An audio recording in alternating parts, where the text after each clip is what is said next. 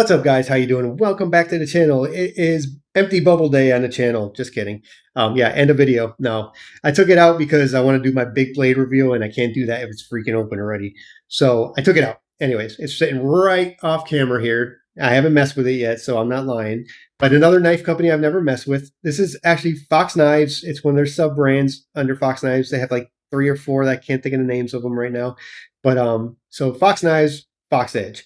Anyway, this one's called, see, not lying. This one's called the mandatory fund. And it cracked me up when I read this because when I was in the Navy, mandatory fund meant an event or a function that you did not want to be at, but you're forced to go by your superiors, hence the mandatory fund. You guys in the other branches, if that's what you call it too, let me know in the comments. I'd love to hear that. I hope you do use that term because it's an awesome term. Shitty name for a knife. Anyways, let's get into it. Get that guy off screen. We'll go back for specs and stuff in a second, but here it is. The mandatory fund. We got a Coyote Tan G10 scale. And I say scale instead of scales because look, no scale in the back. That's not my thing. Dude, I got to start buying knives I actually like. But no, this is the mission.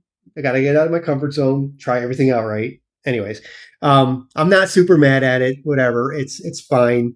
It does, at least it matches the blade, right? So speaking of blades, oh, wow. Fail off the start. There we go. Okay, there's a operator error.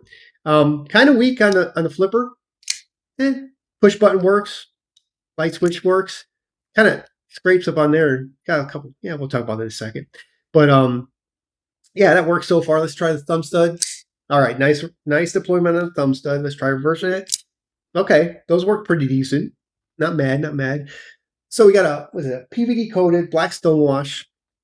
Look like a drop point spear point kind of hybrid looking thing there. Not bad looking. Got Fox Edge branding in the back. We got, looks like a little part number there. Doesn't say mandatory fund. I wish it just said it like right across the blade, mandatory fund. That'd be funny as hell. But it doesn't. So what? Anyways, let's close it up. Oh, wait, let's talk about the gym. What am I doing? Let's talk about the jimping. Good jimping. All right, cool. That's really nice jimping. Kind of wider spaced out jimping, but nice and grippy. You're not sliding off there. Good. That's nice. Yeah, that's pleasant surprise there. What else we got to look at? Oh, let's look at blade wiggle.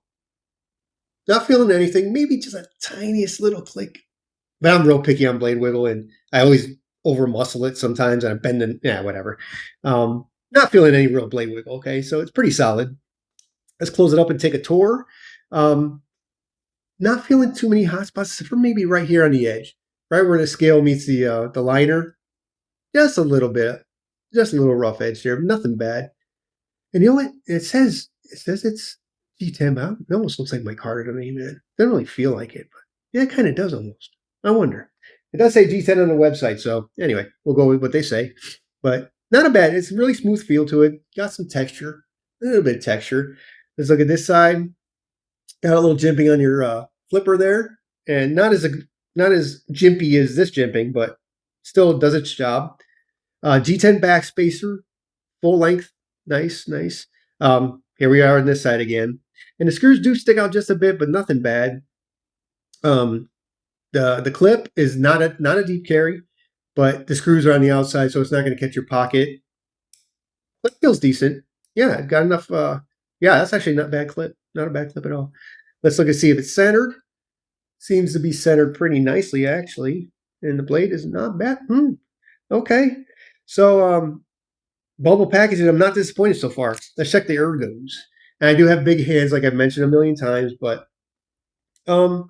yeah, I kind of feel empty in the hand a little bit. Doesn't really fill it out, but yeah, I do have big hands. So anybody has I have extra large hands, so if anybody has like larger under, it probably won't be a big deal. Yeah, it sticks out just a little bit, so I do have enough room on the handle. But, not. Oh, let's look at the locking mechanism. So yeah, it's a frame lock. Got the jimping on there too. So, and yeah, good enough window to get your thumb in there. See if it's drop shutty. Let's check that out. Is it? It is on bearings. We'll talk about that in a second. But, drops closed pretty nice. Sorry about that. And what else we got to talk about? Yeah, it is on bearings. It's 13C 13 CR, 13 MOV. So not the best steel in the world, but it's $47. So it is budget. Like I always try to get the budget. 3.66 inches and on blade length and 7.95 overall. So, not too shabby. Not the best knife in the world, I'll tell you that right off the bat. But for 50, under $50, not bad. So, that's that. Let's leave it open. So yeah, so that's that guy. Not disappointed so far. It's works pretty fine. Pretty good. I mean, let's see. Yeah, it does have an HRC of 57 and 90, 57 to 59, 57 and 90. What am I talking about? 57 to 59, which is not bad for this price point. Not the hardest, but not too bad at all.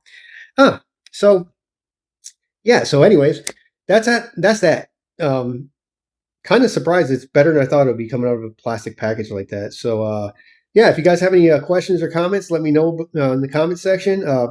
If you like this, drop a like. If you want to subscribe, go ahead and do that. But yeah, that's that. And like always, thank you to all my veteran brothers and sisters and the active duty guys in harm's way right now. Be careful. Keep your heads down. And I love you guys. And yeah, I'll talk to you all later. Bye.